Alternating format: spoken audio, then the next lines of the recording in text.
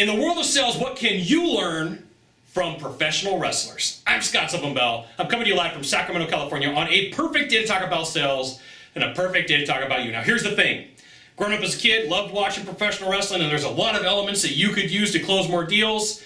In this video, we're going to label sometimes you got to be the bad guy. And you had a favorite wrestler. I know you did. In the box down below, put down who your favorite wrestler was. And every once in a while, that guy would change personas. He would go from being the good guy to the bad guy, from the bad guy to the good guy, from the good guy to the bad guy. And there was a reason for that. He kept the story arc interesting. And when I say that sometimes you got to be the bad guy in a sales process, sometimes you have to tell your buyer no. And one of the worst things that you could do is cave over and over and over and over again for your buyer, because you start losing value in their mind. You start looking and sounding like everybody else. You start having this problem that, you know what, they're going to push you around and you're going to accept it. Now, I am not saying be a jerk, and I'm not saying be arrogant. I am saying sometimes you have to be the bad guy and go, this isn't going to work.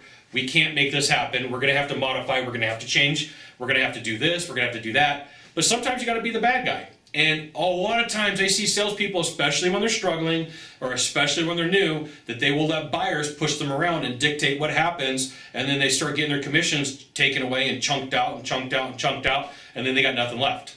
So in your industry, there is a way for you to be a bad guy. I don't know exactly what you sell and what you do. Sometimes the bad guy is deciding, this isn't a good client for me. I got to walk away because they're a bad client. Sometimes it comes down to you saying, I can't give you that, but I can give you this. Sometimes it comes down to just saying, no, I can't do that. I'm at the bottom. I've given you everything that I got. Let's go ahead and move forward.